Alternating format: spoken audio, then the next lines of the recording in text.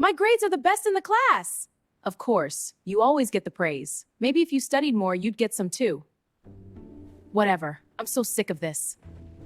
You're so weak, always backing down.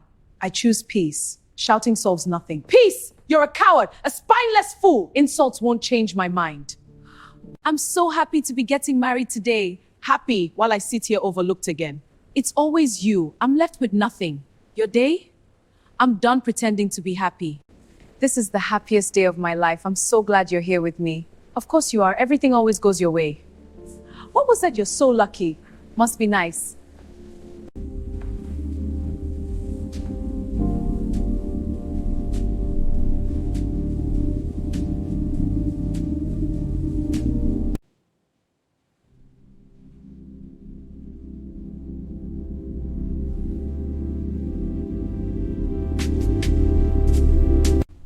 Divorce your wife.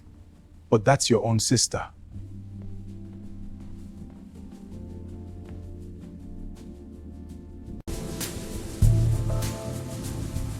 Feel the rhythm with me. You drive me wild. Come closer. Come closer, feel the heat. You look so tempting. Touch me more.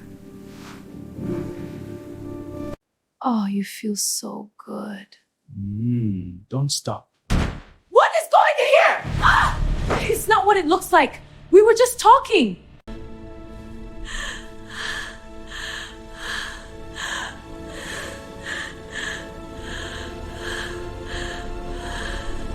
How could you? You were my blood, he was my life. You both twisted the same knife. This kind of pain I can't contain. Caught in your devil's reign. This broken trust, it cuts so deep. My heart is yours to keep. In the small town of Kita, in a quiet compound house painted pale yellow, two sisters grew up under the same roof. The older one was called Adwoa. From the time she was little, everyone said she was a special child. She listened when her parents spoke, finished her homework without being chased, and helped her mother with chores. Teachers loved her, neighbors praised her. Even visiting relatives would say, "This girl will go far in life." Adwo never tried to impress anyone. That was just who she was. Her younger sister, Ama, watched all of this from the side. At first, when they were very small, Ama simply followed her big sister around. If Adwoa read a book, Ama sat beside her. If Adwoa helped their mother sweep the yard, Ama held a tiny broom. She wanted to be just like her. But as they grew older, something inside Ama slowly began to change. Everywhere they went, people compared them. Adwo is so respectful. Adwo is very intelligent. Your first daughter will make you proud. Even their father would smile proudly whenever Adwoa brought home top grades. Ama also went to the same school. She also brought home report cards, but no one celebrated hers the same way.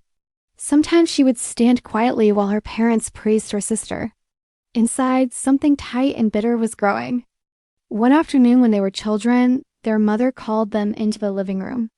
"Girls, come and greet your uncle," she said. Adwo walked in politely, knelt and greeted the man warmly. Ama followed behind. Their uncle laughed happily. This Adwo girl, always well behaved. "You are raising a good daughter."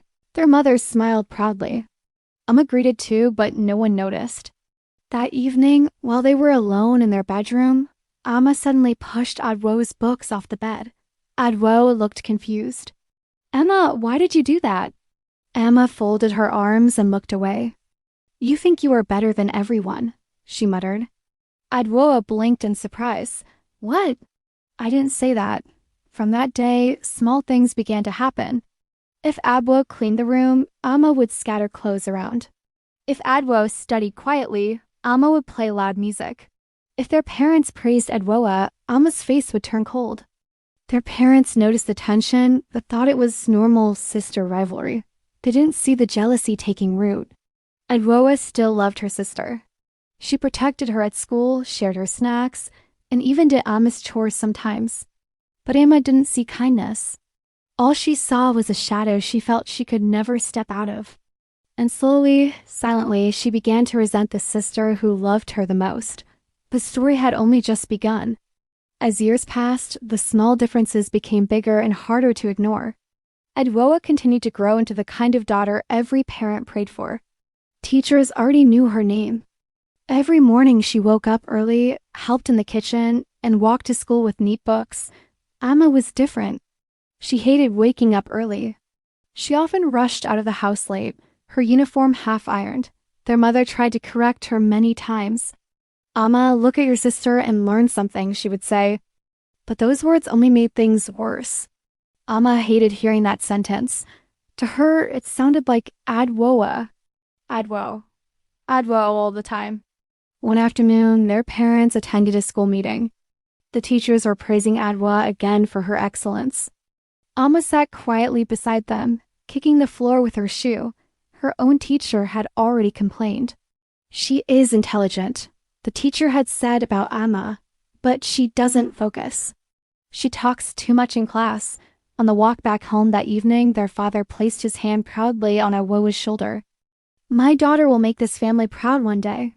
Ama walked behind them in silence. Her jaw tightened. That night, Adwoa tried to talk to her. "Ama, if you want, I can help you with your maths homework."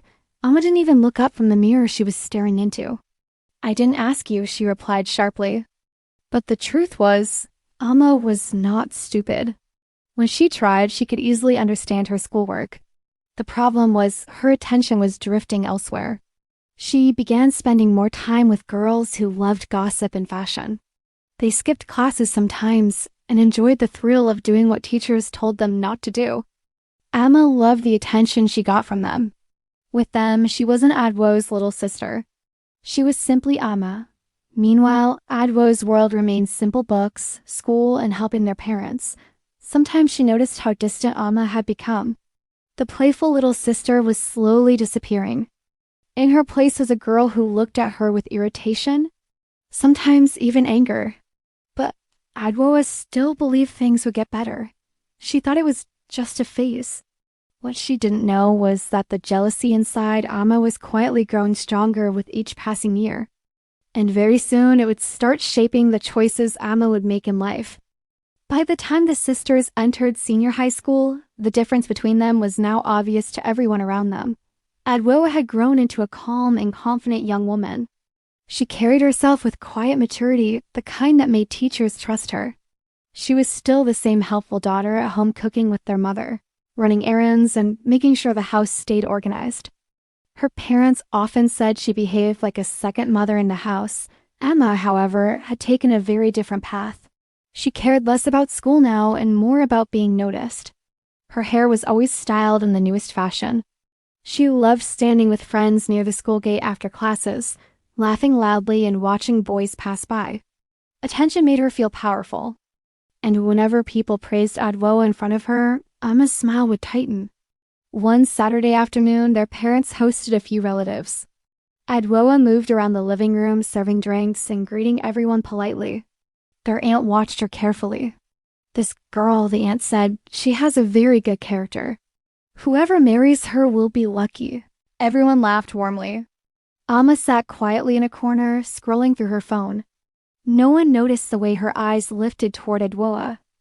That night, after the visitors left, Ama stood in front of the mirror in their bedroom, adjusting her hair. "You enjoy it, don't you?" she suddenly said. Adwoa looked up from the book she was reading. "Enjoy what?" "All the praise. Everyone always talking about you like you're perfect." Adwoa frowned slightly. "Ama, they are just being kind." Ama laughed, but there was no humor in it. "You think you're better than me?" Adwoa closed her book. "I have never said that." The truth was, Ama had started comparing herself to her sister constantly. If Adwoa received compliments for intelligence, Ama wanted them for beauty. So she leaned into the one thing she knew worked attention from boys. At school, boys often gathered around her during break time. Meanwhile, Adwoa stayed focused on her studies. She had big dreams of going to the university and building a good future.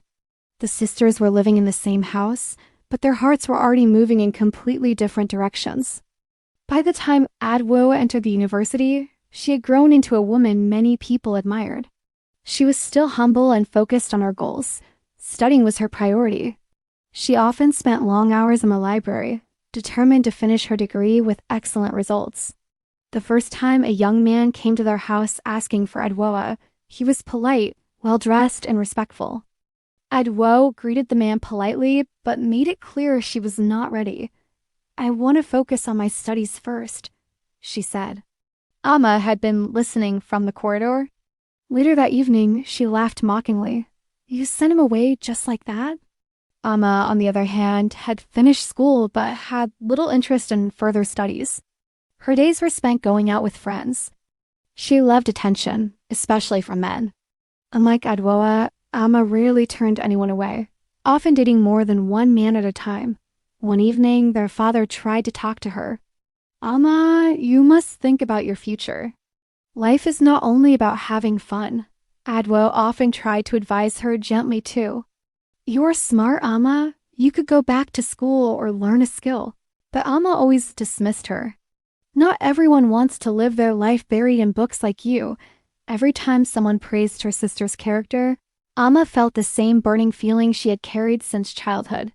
The gap between the sisters was growing wider, and soon life would deal their family a tragedy that would change everything.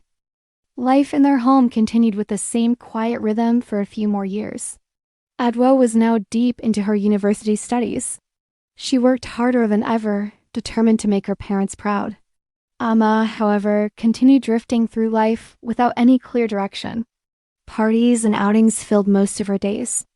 Their parents worried about her, but they still hoped she would eventually find her path. Then, one rainy evening, everything changed. Their father had traveled to a nearby town for a business meeting. Late that night, a loud knock came on their gate. Adwoa opened the door to see two men standing outside, their faces serious. Within minutes, the house fell into a heavy silence. Their father had been involved in a terrible road accident. He did not survive. Adwoa did her best to stay strong, helping organize the funeral. Ama, for the first time in a long while, was quiet. A few months later, their mother fell seriously ill. The grief of losing her husband had weakened her. Adwoa balanced everything: her studies, hospital visits, and managing the household. Ama often disappeared for long hours with friends. Within weeks, the sisters lost their mother too. Just like that, the home that once had two loving parents became silent and empty. One elderly aunt placed her hand on Adwoa's shoulder. "You are the eldest now," she said gently. "Your sister will look up to you." Adwoa promised herself she would take care of Ama no matter what. She believed family should never be abandoned.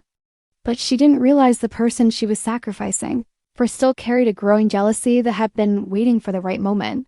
While Adwoa focused on finishing school, Ama continued moving through life without any real plan. "Ama, we need to think about the future," Adwoa said calmly. "You could learn a skill while I finish my studies." Ama sighed dramatically. "You worry too much. You're the one who likes working hard. I'm sure things will work out." When she finally graduated, Adwoa didn't stop there.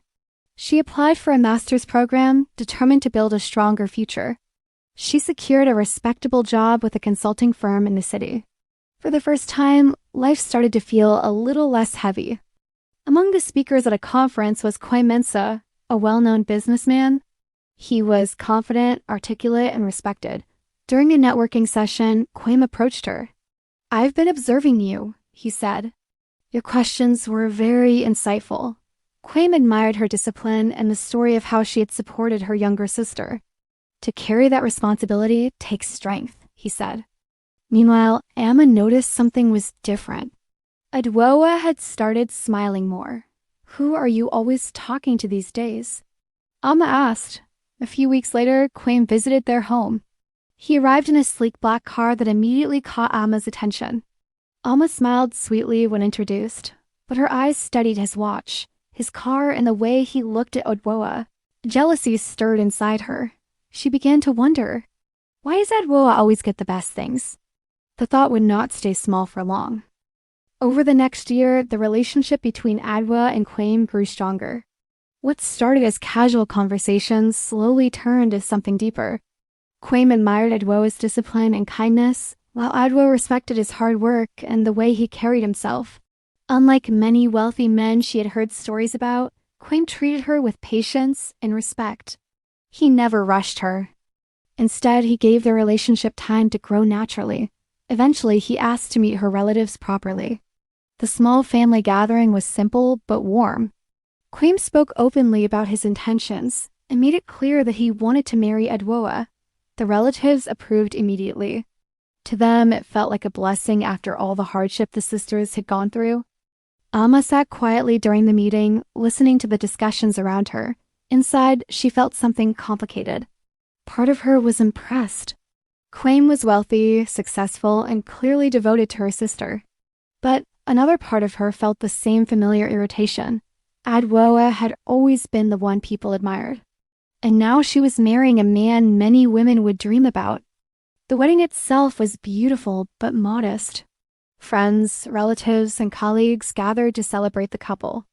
Adwoa looked radiant that day, smiling in a way Ama had not seen in a long time.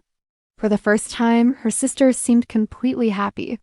After the wedding, Kwame took Adwoa to the home they would share together.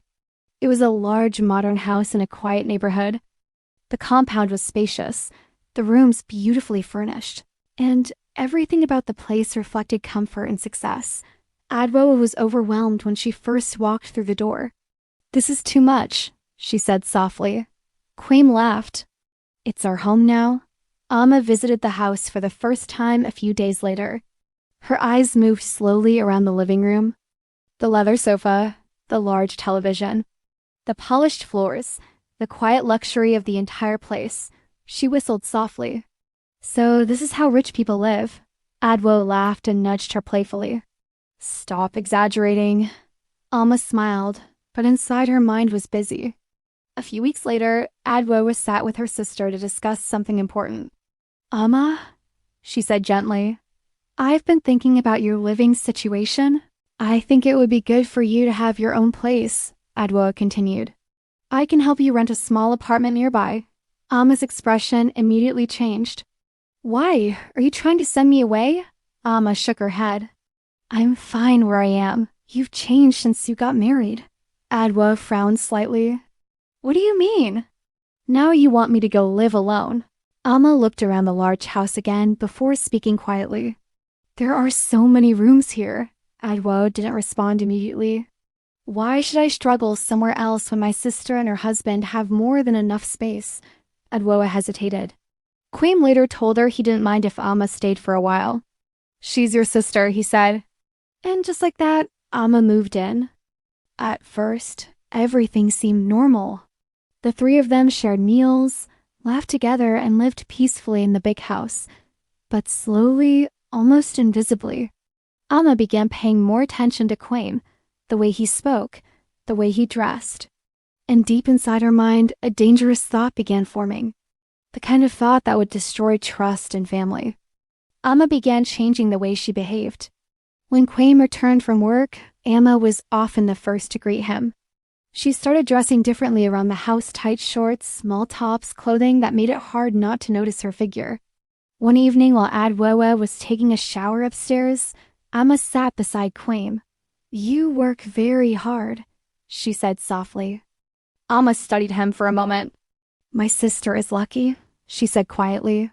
"But do you ever feel like she's too serious?" After that night, the small moments continued. Lingering glances, unnecessary touches when handing him things.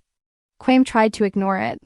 One afternoon when Adwoa had traveled for a seminar, Ama walked in wearing a revealing dress.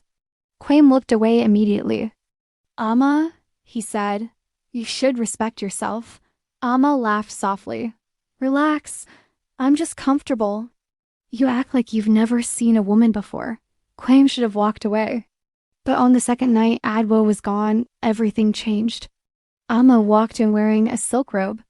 "You deserve someone who understands you," she whispered. That was the moment everything went wrong. The line was crossed. Afterwards, Kwame sat with his head in his hands. "This is a mistake. Ama looked calm. My sister doesn't deserve a man like you. Their secret affair continued quietly inside the house. Kwame struggled with guilt, but Ama had no regrets. She pushed for divorce, but secrets like this never stay hidden forever. Soon, one small detail would reveal everything. It was a Thursday evening like any other, or so it seemed. Adwoa returned home early, hoping to surprise her husband with a quiet dinner. As she stepped through the door, the silence of the house felt heavy. The air was thick with a scent that didn't belong. Then she saw it. A splash of scarlet against the neutral tones of her sofa. A red thong left behind like a taunt. From the master bedroom, muffled sounds drifted down the hall, low moans that turned her blood to ice. Adwoa moved toward the sound, her heart hammering against her ribs. She pushed the door open, her world shattering in an instant. There they were. Kwame, the man she married, and Ama, the sister she had raised. Betrayal had a face, and it was familiar. Adwoa stood frozen. The shock was a physical weight, crushing the air from her lungs as she looked at her sister's unapologetic eyes. Kwame scrambled, his voice a frantic blur of excuses, but Adwoa wasn't listening. The woman they knew was gone. She spoke then, her voice a chilling whisper that cut through the room. I will make you pay for every moment of this nightmare. As she turned away, the house itself seemed to respond to her rage. Shadows stretched across the walls like grasping fingers. The hallway became a labyrinth. No matter how fast they tried to follow, the doors seemed to move further away. Adwoa picked up the red thong from the sofa. It was no longer a piece of clothing. It was a symbol of a life destroyed. She confronted them in the center of the house, a silent shadow of the woman she once was. Terror finally replaced Ama's arrogance. There would be no forgiveness tonight. Adwoa's darkness had awakened, and it was a hungry, inescapable force. The reckoning had begun. Some betrayals are too deep for tears, leaving only the cold satisfaction of a debt finally settled.